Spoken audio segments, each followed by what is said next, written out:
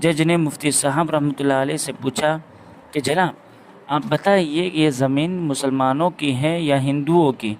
مسلمان خوش تھے کہ ابھی کہیں گے کہ مسلمانوں کی ہے، مگر مفتی صاحب نے فرمایا یہ زمین ہندوؤں کی ہے۔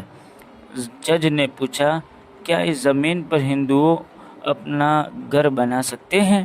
مفتی صاحب نے فرمایا جب ہندوؤں کی ملکیت ہے تو مندر بنائیں گے یا گھر بنائیں ان کی مرضی، ان کو اختیار ہے۔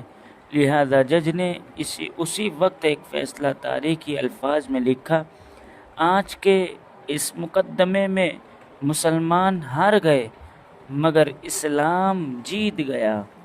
جب جج نے یہ فیصلہ سنایا تو ہندوؤں نے کہا، جج صاحب آپ نے فیصلہ ہمارے حق میں دے دیا ہے، ہم کلمہ پڑھ کر مسلمان ہوتے ہیں، اب ہم اپنے ہاتھوں سے اس جگہ مسجد بنائیں گے۔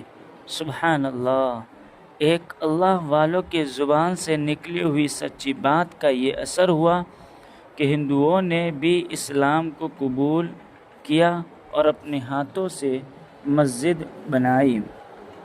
اس لیے کہا جاتا ہے جس کا جو حق ہو اس کو اس کا حق دیا جائے، نہ کمی ہو نہ زیادتی، یہی ہے اصل امانت داری، دیانت داری۔